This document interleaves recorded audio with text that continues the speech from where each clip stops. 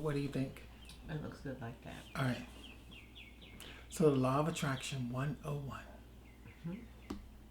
Whenever you're ready. Hello, welcome back to my channel. My name is Ellie Victoria, and today's topic is the law of attraction 101. I must first say that I'm sure that everyone's heard by now. I think the majority of people have heard about the law of attraction, and they've also potentially have seen the video, The Secret. I feel that the misunderstanding about the law of attraction is, for most, I don't think that the majority of people realize that it's a part of nature. It's a part of our process. We are creative beings by nature. We are manifestors by nature. So that means that I will put it to you this way. In religious text, it says reaping what you sow. So what they're talking about is the things that you're giving your attention to, you will soon start to see that in your experience. Is that not what the law of attraction is? So it is a misunderstanding, and I will and the reason why I want to do this is I want to try to give you some insight that you might start to create the life you want intentionally, because I think the majority of people are creating by default. Because if you do not know that this is happening anyway, it does not matter what you are giving your attention to. It does not matter. It does not matter who you are upset with. It does not matter who's deserving of anything in the way of you are holding on to grudges. It does not matter. What matters is that you start to realize that every waking moment you are creating. You are manifesting, you are creating 24/7. So your mind is thinking one thing or another. And put another way, you are either coming from a place of love or a place of fear. That's it. There's nothing else. You can give it all sorts of labels, but the bottom line is you're behaving from a place of love or fear. And so, if it is love, you are looking for the goodness. You are talking about the goodness. You are tuned into the goodness. You are excited about the goodness. And if it is fear, you are finding everything wrong with anything and everything. And how about this? Anyone and everyone, including yourself. So, I feel that having an understanding of the law of attraction, you must first realize that it is happening inside of you. So let's say today, I'm not in a good mood. I'm feeling a little upset, bothered, grouchy, pissy. Let's just say that. Pardon me for that.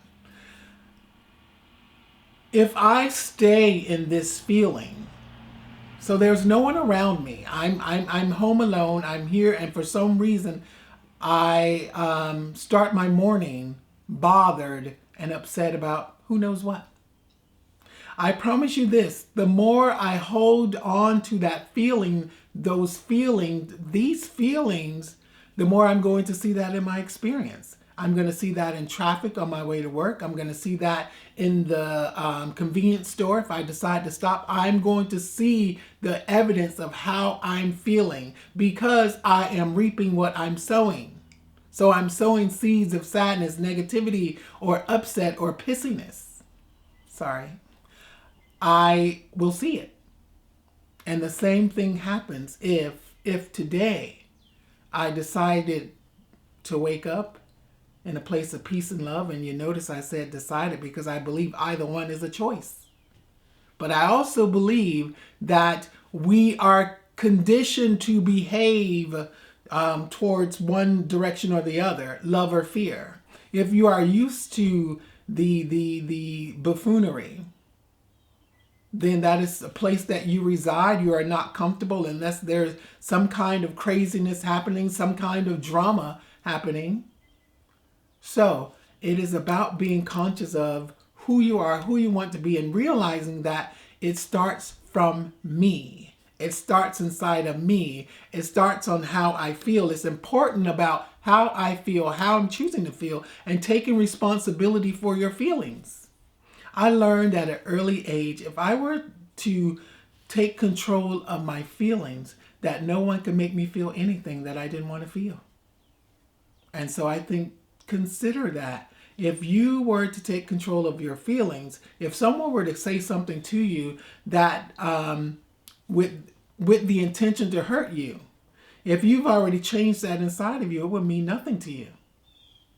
So consider that it all starts inside. It all starts inside. And here's an example. By now, I'm sure you guys know that I'm transgender. I know it's hard to believe, but believe it. So, someone at work, I started this job at this place, and I interact with people because it's my job. I'm a psychic. And so one of the girls that I work with said to me, she said, "Oh, he wanted to know if you're a boy or a girl." And she said it once, and I was like, "Oh, okay." I didn't think anything of it. And then a week later, she says it again. "Oh, he wants to know if you're a boy or girl." And I said,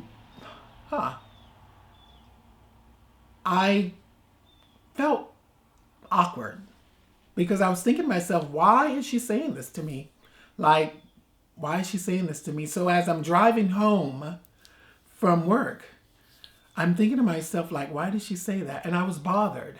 So now I'm filled with that energy. Is he a boy or girl? So I stopped by the store, a store that I go to on a regular basis.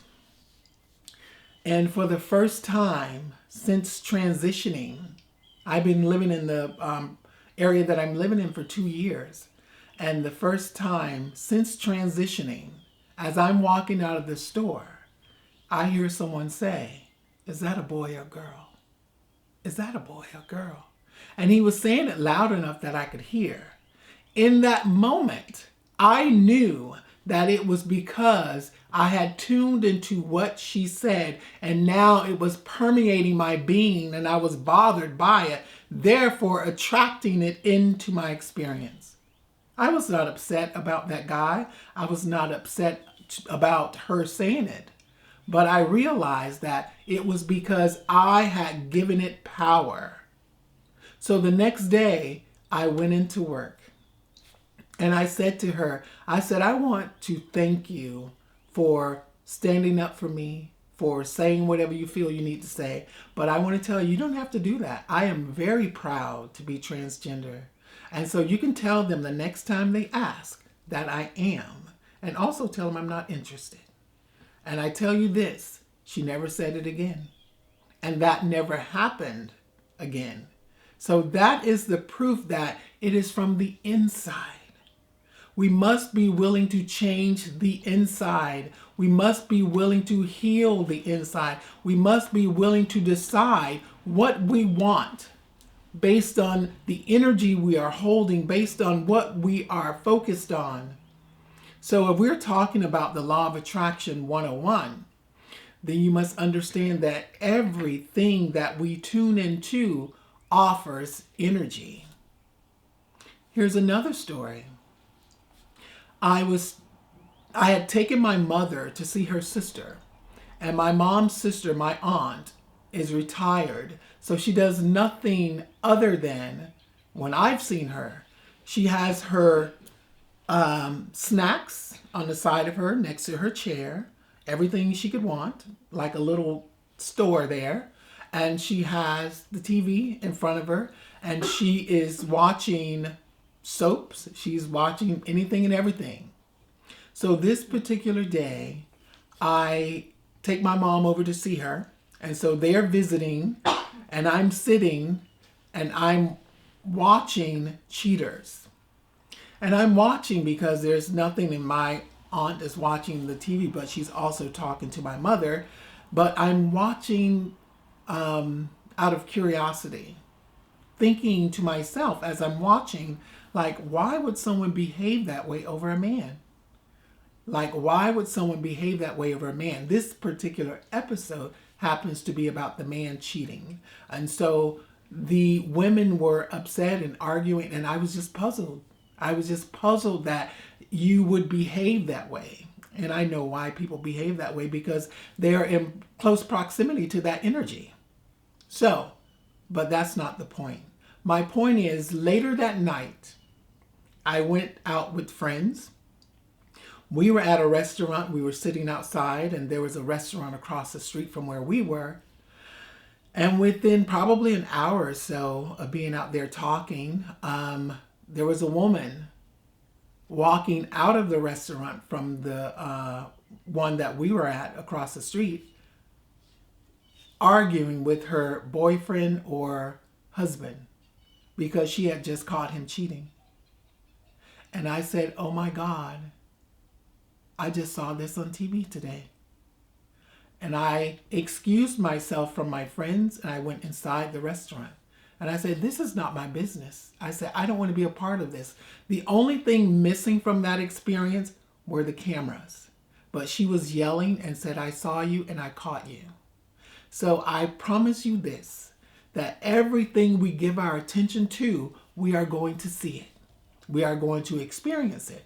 And so I've given you two examples. So you must understand, if that happens for the negativity, it also must happen for the positivity. It also must happen for love. And what I'm meaning by love is it must happen for the goodness that you are wanting. But we are not so eager to tune into the goodness. No.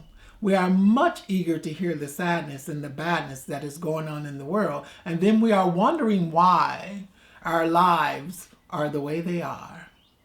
Because, one, you do not realize that you are powerful, manifesting beings. You do not realize that the energy coming from you, through you, is creative and drawing everything to you that you are giving your attention to. Yes. So you must be willing to take your time and reconsider the scenarios. Reconsider your life. Think about what it is that you're wanting to create. Take time to look at where you are right now and what you have in your experience.